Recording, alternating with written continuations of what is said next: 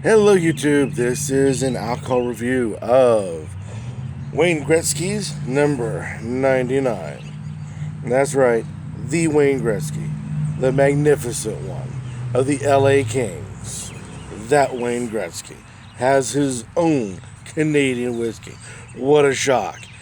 LA Kings Canadian whiskey. Now, I know what you're thinking. What kind of distiller is Wayne Gretzky? Does Wayne Gretzky know anything about bourbon that makes him so great, as in his greatness in hockey? Nah, no, not really. So yeah, why did I get it? Number 99, Wayne Gretzky. Now, would I get the similar, obviously similar, if it said Mario Lemieux on it? Yeah, most definitely it said Mario Lemieux. More so than Wayne Gretzky. The Wayne Gretzky, actually, it took me several weeks before I finally convinced myself to spend the money on. If it had Mario Lemieux, it'd been right there. Now, does Mario Lemieux know anything about bourbon? I'm sure he's tried some. I'm sure. Well, I'm guessing. Anyways, some level of seriousness here. So this is, according to the label, red cask. Finished with red wine cask. That's the red cask. Premium crafted whiskey, 750 ml. Bottle, 40% alcohol by volume. Canadian whiskey, Canadian. That means absolutely nothing. According to the back label, they are presuming to be quoting Mr. Gretzky, the magnificent one. I've often said the highest compliment you can pay me is to say that I work hard every day. Work hard has been at the heart of all my achievements, and this whiskey is no exception. Artfully crafted and blended to achieve a clean, smooth, robust taste profile. The whiskey is then finished with red wine casks from my estate winery. The result is a unique and rich taste experience, pleasingly balanced, refined, and intriguing. Truly a great Canadian spirit. Well, and every bottle proudly supports the Wayne Gretzky Foundation. I didn't know he had a foundation. I wish they learned better. I wish they would learn better how to label better. Not exactly the greatest labeling technique, but what are you going to do? Well, that answers a lot of things. Obviously, they can't call it a bourbon because you need brand new American oak casks to age your spirit in.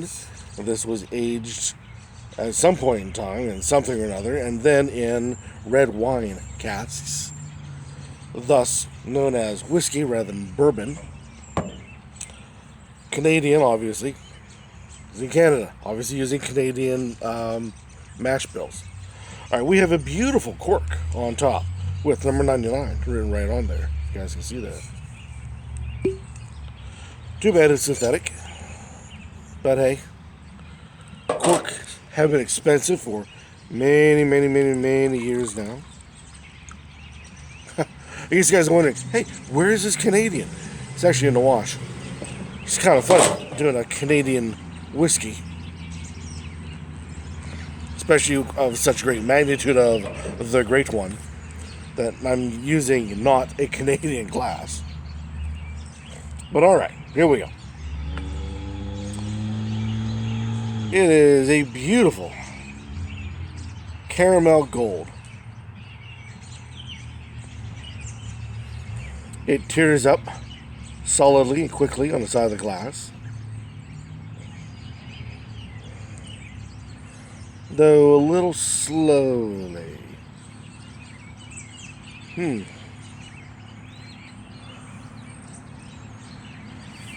has a particular interesting nose, in that it's lemony, caramel, vanilla, all the traits you expect out of a whiskey. Relatively evenly done, like you expect out of a Canadian whiskey. Nothing too harsh or edgy.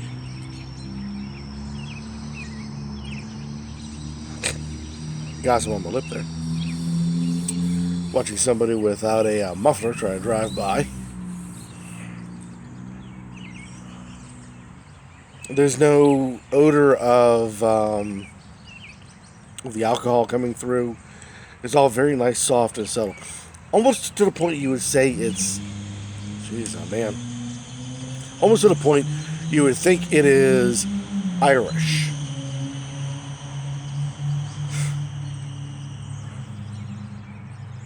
It's so light and delicate in its nose. But there is something underlying. There is an underlying something. And I wonder if that is not the red cast, the red wine casts that the label is boasting of.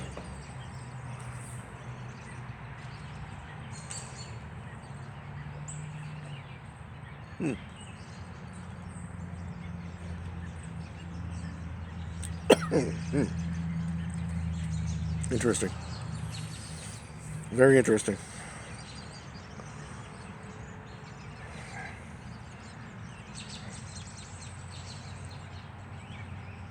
Wow.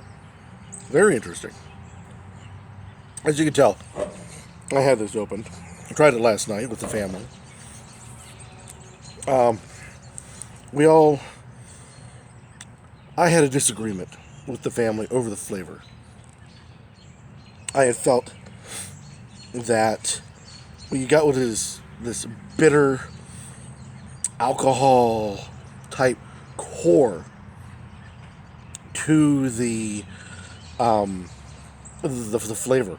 One of the outlying edges of it was this vanilla and lemon and caramel and all the flavors that you want coming out in your bourbon. But I'm sorry, whiskey. But in this case, they were just outliers. And the main hint, the main core of it was this bitter chemical. The missus and my son was saying that they felt it was the opposite.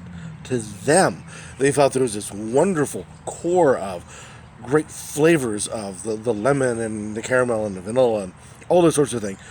But on the outside edge, hard on the edge, but on the outside edges, was the bitter aftertaste that is not very nice in a whiskey. And I don't know, maybe because it's a different glass, maybe because I put a little bit of water in it this time, something, but I'm beginning to change my mind on my assessment of what I'm tasting.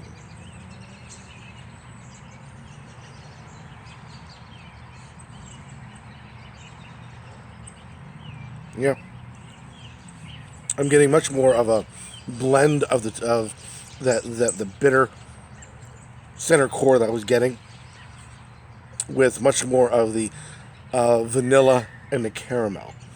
The lemon is on the outside edges, but the blend of flavors is now different on my palate.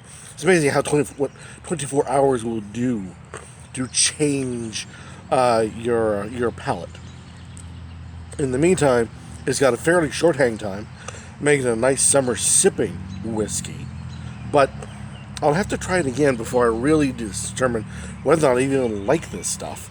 Because, like I said, the first time around, it was so bitter and nasty, I literally drowned it in a soda, in a cocktail, just so I make it palatable enough to finish my glass. I really didn't want to pour it down the sink. Where everyone else was saying that I was completely wrong. And what I was determining, they felt was the exact opposite in the way it was coming across to them. Now I'm coming across. Now I'm getting the flavors that are much more even and level throughout. I don't know if I'll get the same length as them saying, "Oh, it has a great core, but this, the bitter on the outside." I don't know. I will say this: the finishing it in a red cask, I don't think it's done anything to help this particular whiskey out. With all the tannins and everything else you get out of red wine, you're going to get that bitterness into your whiskey, and I think that's much more of a detriment than anything else. You guys try it. See what you think. This is Wayne Gretzky's number 99 Red Cask. If that's part of the title of this stuff, I don't know. Just 99. And see what you think. Any comments about this particular product down below will be warmly accepted. Or better yet, go out, buy it, try it, and review it on YouTube so the rest of us in the YouTube community can know your thoughts on Wayne Gretzky's number 99 Canadian whiskey. And until next time, magnificent ones and all, keep on drinking.